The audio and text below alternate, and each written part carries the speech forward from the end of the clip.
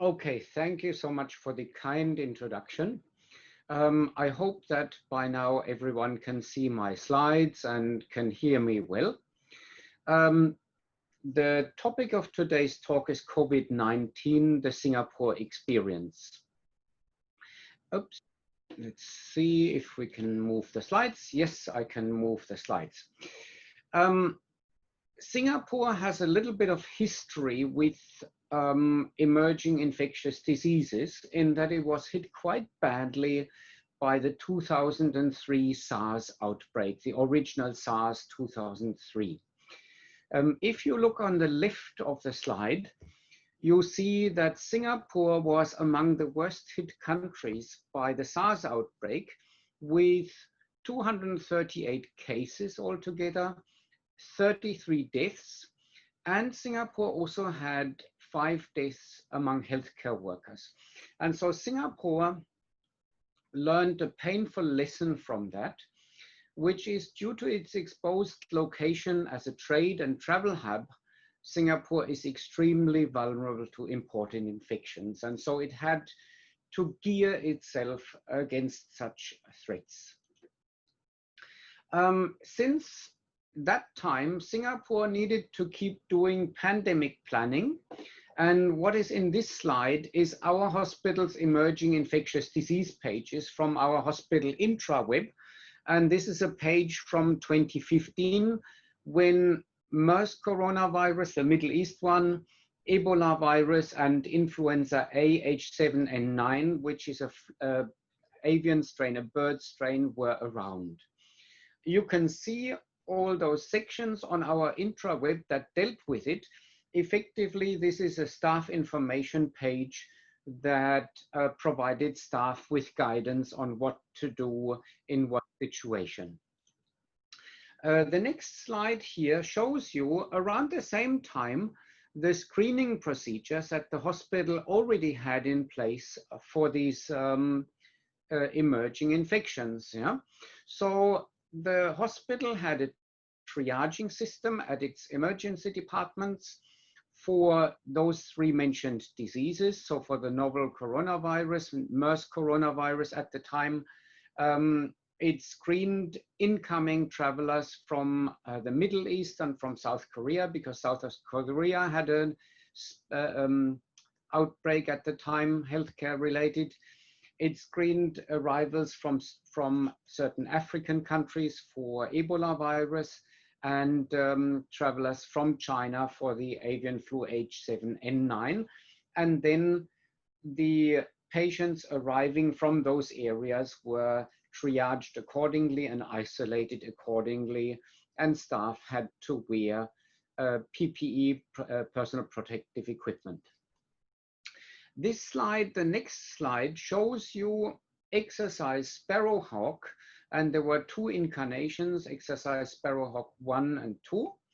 And these were nationwide exercises where a mock patient with a serious infection arrived at the hospital, and it involved a role play. So it was conducted for Ebola virus in 2015 with enhanced personal protective equipment and respirators, and subsequently for a respiratory X disease with full PPE, with N95 mask, eye protection, gowns, and gloves.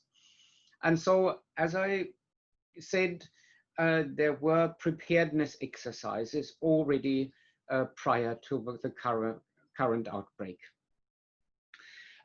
Then another series of events led to the construction of the Singapore National Center for Infectious Diseases, NCID. This is a purpose-built medical facility within the public healthcare system. So Singapore has a public healthcare system and a private healthcare system. And the NCID had or has 17 wards, 330 beds, and 2 intensive care units, ICUs. It also has a high-level isolation ward capable of handling Ebola, Marburg, and anthrax disease. And it has research and diagnostic facilities, and it houses the National Public Health Laboratory called NPHL.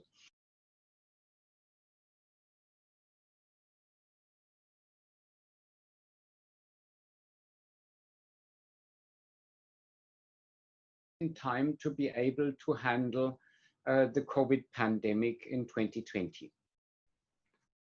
So on this next slide, you can see the institution where I'm working. It's the KK Women's and Children's Hospital in Singapore. It is an 830-bed pediatric and obstetric and gynecological hospital. It is a tertiary level academic teaching hospital for the National University of Singapore and Duke-NUS. And it is my workplace, and I'm a clinical microbiologist at the hospital's Department of Pathology and Laboratory Medicine.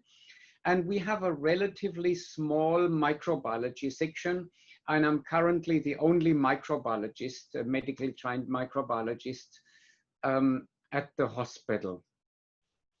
So then let's go into the pandemic. Late December 2019 and early January 2019, the news broke of a mystery pneumonia that hit the Chinese city of Wuhan. So this is a newspaper article here from the Straits Times, the local Singaporean newspaper.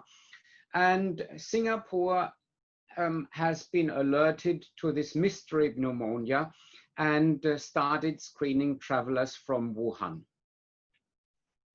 So this next slide shows you some of the events that were following. This one shows you the so-called Wuhan exodus.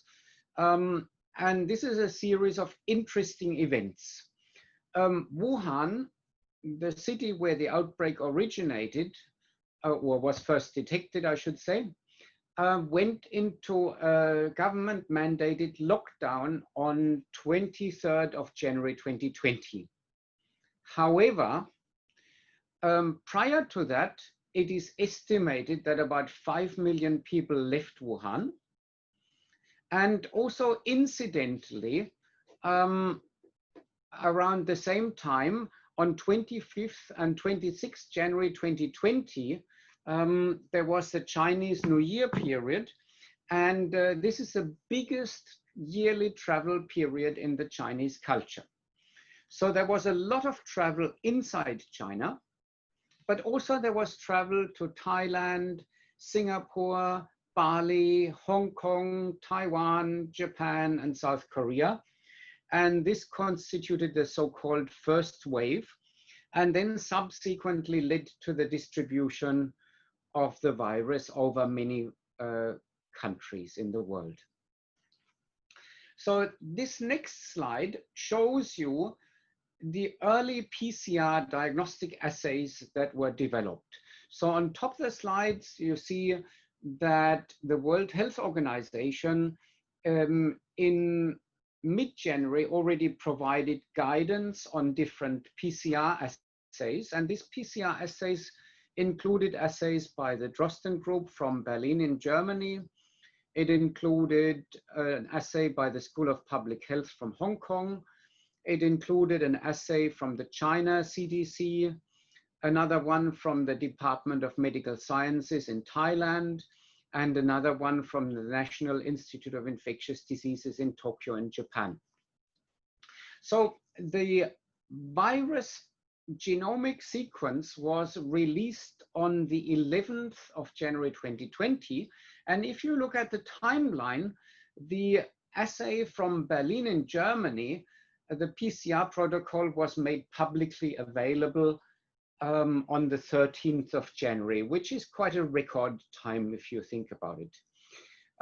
This led to the inclusion on the WHO website, and it led to a publication in Eurosurveillance, and this assay was then subsequently widely adopted by many laboratories in the world.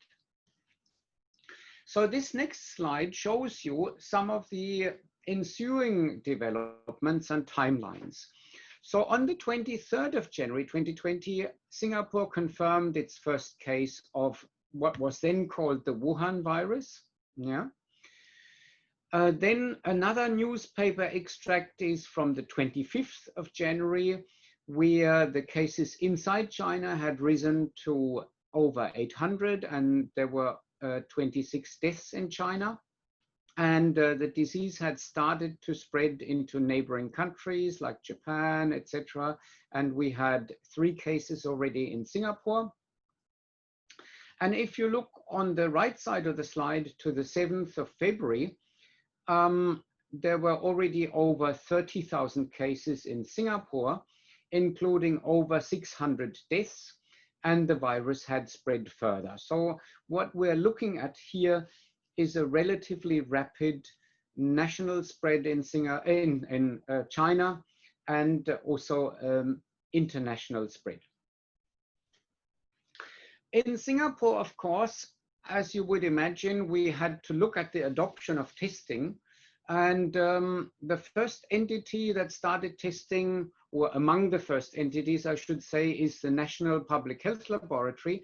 It designed its own PCR and published it in JAMA in the ensuing months. Then the Singapore General Hospital, SGH, Department of Molecular Pathology, adopted the German assay late January. And other hospital labs, public and private hospitals, received panels of coded samples from NPHL. They had to test them blindly, and when all was correct, they received an approval for testing by the Ministry of Health. And we at KK Hospital had our testing approved by 11th of February. And of course, in subsequent months, commercial PCR kits became available, such as a test from Tippmolbiol and Berlin in Germany, another homegrown test in Singapore, the Fortitude kit, and the big companies came on board like Roche with a Cobas 6800 or 8800. We had to ramp up our testing capacity relatively quickly to about 500 tests a day. And this is a lot for our relatively small laboratory. Some bigger Singaporean labs have a testing capacity of 1,500 to 2,000. Then subsequently in May, serology started to become available, and we at KK Hospital started the Abbott serology. And Singapore, with its population of about 6.6 million, aims at a daily test capacity of 40,000 PCRs. Now, we also had to look at the biosafety of testing. So we needed to design certain lab protocols that allowed us to do the testing safely. So this affected, on the one hand, the microbiology and molecular microbiology lab, but also on the other hand, other clinical laboratories which were in our department. And we divided the specimens into respiratory type specimens, which posed a higher risk, and non-respiratory type of specimens, such as blood, urine, stool, which pose a lower risk for COVID transmission. COVID suspect patients, as you can see in the middle of the slide, were sent only double-bagged and labeled, yeah, so that they could be easily recognized. And for those respiratory types of specimens, we mandated the setup of the specimens in biosafety cabinets with the use of goggles, N95 masks, gowns, and gloves for specimen processing. And we in our lab, even though there was no clear evidence provided, we made a deliberate decision to exclude pregnant women and staff on immunosuppressant medication from this specimen processing in order not to expose them to unnecessary risk. And what you can see on the right is one of our staff members processing specimens in a biosafety cabinet. And on the top right, you can see our hunting trophy wall, as we call it. So here, on this next slide, you can see the early COVID-19 timeline in Singapore. On the left half of the slide, you see the timeline until the 7th of February. So very initially in January, Singapore received some Chinese nationals who were visiting from Wuhan, and then also some Singaporeans returning from Wuhan, and this constituted the so-called first wave. Then, if you look a little bit further into the same graph, early February, there was a start of local transmission in Singapore based on local transmission, basically. So patients started transmitting it within Singapore, not just imported cases. So on the 4th of February, we had the first locally transmitted cluster. And on the 5th of February, we had our first case here in the hospital, which was a 6-month-old baby who was infected with COVID, but nearly asymptomatic. So then subsequently on the 7th of February, the Singapore government decided to raise the outbreak alert conditions to DORSCON orange. DORSCON is the term used locally to describe that. And orange is basically the level to which it was raised. Then if you look at the second half of the slides, you have the timeline until the 2nd of April. And so we got, as I already mentioned, the first wave of imported cases from China. Then subsequently, the second wave with early local transmission and clusters. And then if you look at the blue bars, there were returning Singaporeans and Singapore residents from overseas who joined. Many people and many healthcare people from other countries will ask us what PPE measures, personal protective equipment measures, did you do at the hospital? And for this slide, certainly I can't take any credit because our infection control unit at the hospital needs to be credited for these decisions. But effectively, they made some, in my opinion, wise decisions. So for triage of patients at the counter staff, they mandated surgical mask use for extended use. For clinical staff, a N95 mask. And for patient care, for suspected or confirmed patients, they used N95 masks and goggles, both for what we call extended use, which means 1 day, and gowns and gloves for single use. And for non-suspect patients, surgical masks for extended use, effectively nearly normal patient care except surgical masks. But for aerosol generating procedures such as taking swabs, suctioning, etc., for the suspected or confirmed patients, they used N95 masks and goggles and gowns and gloves, all for single use. And for all other patients, for aerosol generating procedures, they used N95 masks and goggles for extended use and gowns and gloves for single use. Similar measures were taken for environmental cleaning for rooms where COVID infected or suspect cases had stayed. And all admin staff, patients and visitors were asked to use surgical masks at all times or cloth masks. So other measures that came into place in Singapore during DORSCON Orange was that hospital staff has to take temperature 2 times daily and record on the staff intranet. And anyone with fever, flu-like symptoms, sore throat, etc., must report to the staff clinic, get COVID tested, and is placed on 5 days of mandatory home quarantines. And this is actually, any breaches here are followed by hefty fines. So $10,000 were, set as fines for any breach. For hospital staff, any leave outside Singapore is disallowed, including conferences, and any staff arriving from other countries must serve a 14-day stay-home notice.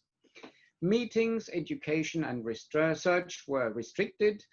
Inter-hospital movement of healthcare workers were restricted. Meetings and education were done preferentially by Zoom or WebEx, and research was restricted. Patients and visitors had to register, and only one visitor per patient is allowed. Elective procedures and clinic visits were restricted, but meanwhile elective procedures were actually ramped up again and clinic visits again. And isolation wards were designated for suspect and confirmed patients, and they could be discharged when the PCR was negative on 2 consecutive days. Singapore Ministry of Health, as in this slide, also mandated patient categories and indications for testing.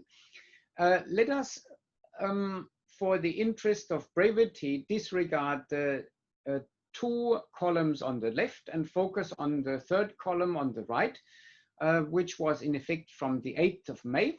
So the 4 testing criteria that applied in Singapore was: number 1, meet Ministry of Health suspect case definition. And the suspect case definitions changed according to the epidemiologic evidence that emerged, and was modified. Then the 2nd category was other clinical indications, for example, fever, acute respiratory infections, or atypical symptoms. The 3rd category was surveillance of confirmed cases, because they needed to be tested repeatedly to see when it was okay to discharge them. And number 4 was other reasons not clinically indicated, for example, a patient request, and that was then chargeable. Yeah, the other cases were subsidized by the government. So we also did, as you can see here from this slide, we managed to publish a few research papers from our hospital. And so this one is an early paper from our hospital of a case of the paucisymptomatic child. So that was the first child admitted to KK Hospital. And it was a 6-month-old infant admitted for testing and isolation simply because the mother was infected. And of course, the mother is the most important contact person, so we couldn't leave the child alone. The child was asymptomatic throughout the stay, except for a mild fever on only 1 day of admission of 38.5. And interestingly, the child in its nasopharyngeal swab had a low CT value, cycle threshold value, of 13.7. And in our PCR, this corresponds roughly to about 6 billion virus copies per nasopharyngeal swab specimen. The nasopharyngeal samples were positive up to day 16. And we can deduce from that that the child was likely to be highly infectious. And our laboratory's lowest ever recorded CT value was 9.7 in an adult patient. And this corresponds to roughly about 100 billion virus particles per nasopharyngeal swab.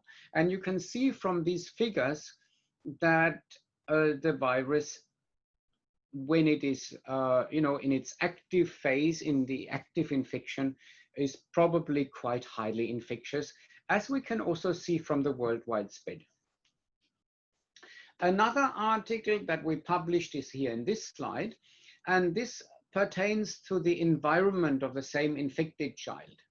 So this child, as I already said, was 6 months old and had fairly little symptoms, placed in an isolation room, and it was sampled and tested.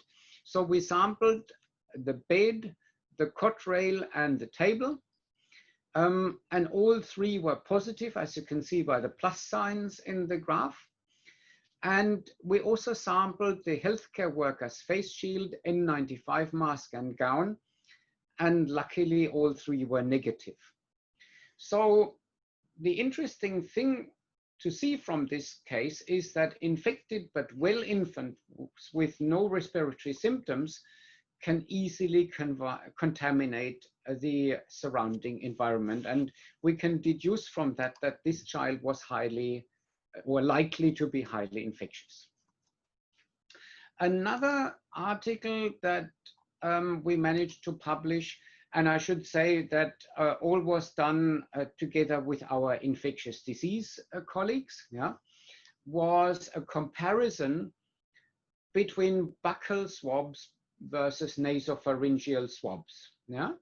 So this study included 11 infected children, 6 of them asymptomatic, 5 symptomatic, and the symptomatic ones all had very mild illness. The idea behind it is that nasopharyngeal swabs are relatively, how can I say, unpleasant to take for a patient, and also induce a sneezing reflex. And buccal swabs are much less invasive to take, much easier to take. And so the reasoning was that if they were suitable specimens, they would be less unpleasant to the patient to take and similarly suitable. However, it turned out that 2 of the 11 children had negative buccal swabs, which accounts for 82% of sensitivity overall. And the buccal swab CT values were on average 10.7 higher than the nasopharyngeal, which means that if you translate that into quantitative terms, this is a factor of roughly about 1,000 in viral load. That is less on buccal swabs. And it means, unfortunately, in our experience, buccal swabs for patients are not a good specimen to take. So let's move on to this slide. Singapore had quite exemplary public health measures in place relatively early in the pandemic already. So on the left side of the slide, you see the classical contact tracing. So there's a positive case. The case is interviewed to determine who the person had been in contact with. Then the close contacts are identified and quarantined and tested accordingly. In the middle of the slide, you see that Singapore had or has a smartphone app that is called Trace Together. And so the smartphone notices when you have contact with or proximity with other smartphone users. It is anonymous at first, but when patient A becomes infected, the status on the app is being updated so that other phone users who have been in proximity can be notified and seek medical care. Another option on the right side of the slide is a Trace Together token, which is similar to the smartphone app, but it comes in a token and it can be carried in the pocket of people. Needless to say, as you can see on this slide, it also led to jokes. So for example, on the left side of the slide, you see a fun article that says, in order not to be associated with the coronavirus, the Mexican beer brand Corona was renamed into Ebola. On the middle of the slide, you see German Chancellor Merkel, who was noticeably aged for this photograph. And she says, "It is over, you may come out again." Then you can see a Valentine's gift idea with a lot of personal protective equipment and hand rub and things like that. And on the right, you can see a couple returning from Italy with face masks imprints. And on the lower part of the slide, you can see someone who is actually on a deserted island, but is actually hiding when a cruise ship comes by. Okay, so then subsequently, as you can see on this slide, Singapore had a turn of events. And it's interesting. Until March, Singapore did extremely well. The cases were largely under control with aggressive isolation and contact tracing efforts. Schools and shops were still open. The public life until late March, largely unaffected. However, then cases emerged at foreign worker dormitories starting from 30th of March. And Singapore is interesting in that regard because it has roughly about 300,000 low-income foreign workers.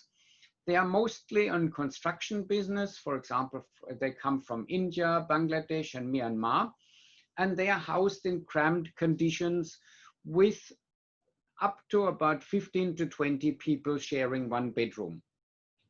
At one point, the virus got a foothold in this population and started spreading like wildfire. Subsequently, all dormitories were quarantined, and the Singapore Armed Forces were involved and basically cordoned off all these dormitories. And Singapore devised the comprehensive testing and relocation strategy of the foreign workers to government quarantine facilities. And so that was quite a massive undertaking to manage the outbreak in these people. So here on this slide, you can see the subsequent timeline in Singapore since my last timeline. So on the left side of the slide, you can see the timeline until 17th of April. And you can see here on the top, the blue imported cases. In the middle, you can see the orange community cases. And then subsequently on the bottom half of the left side, you can see the red bars emerging for the dormitory residents. Yeah. And so this took off in early April. And on 7th of April, the government mandated a series of measures called circuit breaker, which is equivalent to a lockdown. It mandated school closures, only essential businesses open, public mask wearing at all times, and social distancing. Then subsequently, about 2 months later, from 2nd of June, Singapore started a very, very cautious, slow reopening in phases. And so altogether, the foreign worker dormitory cases constituted the so-called fourth wave. And as you can see on the right side of the slide, this has the timeline until recently, until 30th August. We have effectively 3 distinct epidemiological curves, which is basically the imported cases, the community cases, and the dorm residents. And luckily, if you look at the bottom lower right part of the slide, with its intensive control measures, the dormitory residents are, or the cases among dormitory residents are now becoming contained more and more.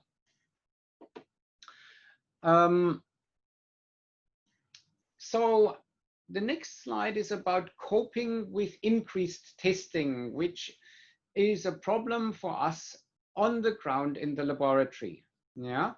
So to cope with that, Ministry of Health set up a testing operations center. The testing operations center would allocate cases from dormitories and government quarantine facilities across public and private labs. And the testing in such high prevalence settings is quite difficult. There are many samples with low level or borderline amplification curves. And we in the lab require extensive retesting with confirmatory assays. So if you look at the lower left half of the slide, so here you see typical amplification curves. So the higher an amplification curve rises and the earlier it is positive, the more virus there is in a sample. you see the curve of the positive control, but you also see many curves on the right side of that graph that have very borderline amplification. And this poses a problem for us in the lab, because we ask us the question, what are these? Are they positive or negative? And we in the lab have to rerun them on different assays and with different PCR primer systems to confirm whether they're actually positive or negative. And this constitutes quite a challenge for us in the laboratory. Okay, this slide here shows the measures for the general public. And before April 2020, there was a relatively normal situation. Public life was not much affected. There was a little bit of panic buying at the start of February, but it quickly subsided. From 7th of April, there was a circuit breaker with school closures, only essential businesses open. And during this time, Singapore implemented access controls and recording in public places and shopping centers. And you can see on the bottom right side of the slide, one of these safe entry passes. So you had to record with your detail when you entered any shopping centers and venues. And as I said already, from 2nd of June onwards, there was a safe reopening in a few different phases, and Singapore is still currently in the process of slowly reopening again, with cases slowly going down, but still posing a problem, I would say. So at this point in time, I would come to the conclusions and provide an outlook. My assessment is that Singapore generally managed the crisis quite well, and it benefited from many years of preparedness for emerging infectious diseases. So as of 30th of August, it had a little over 56,000 cases, only 27 deaths, and this is a remarkably low death rate. The outbreak in the foreign workers' dormitories constituted a lapse of attention to this vulnerable part of the population, and this resulted in rapid spread, and this was the majority of Singapore's overall cases. On the ground here in the hospital and in the lab, the work was challenging. So where there were lots of challenging, I'm not trying to, how can I say, paint a rosy picture, because the work was really challenging. Luckily, so far, there were no major PPE shortages. I'm being told that Singapore, before the pandemic, stockpiled roughly about 19 million N95 masks. This is quite a big stockpile. There were temporary lab reagent shortages that we needed for testing, but it was overcome with centralized procurement and with alternatives. The other implication is that countries, hospitals, and laboratories need to do capacity building and maintaining, and the completion of the NCID was clearly fortuitous. Our lab at the start of the pandemic was under-resourced and understaffed, but luckily this improved, and received good help from our hospital leaders. The other aspect for lab testing is that the capability of performing lab-developed tests as opposed to commercial tests save us in the lab, because the commercial tests took several months to become available, and the lab-developed tests was the only thing that we could do in the beginning of the pandemic. And I would say that maintaining clinical and lab capability, staffing, and skill sets is essential for such an outbreak response. It is unclear to me how the pandemic will progress, and it is unlikely, in my opinion, to have a big relief before the vaccine availability, possibly next year. And at this point in time, I would like to conclude and I would like to hand over to the moderators. And thank you very much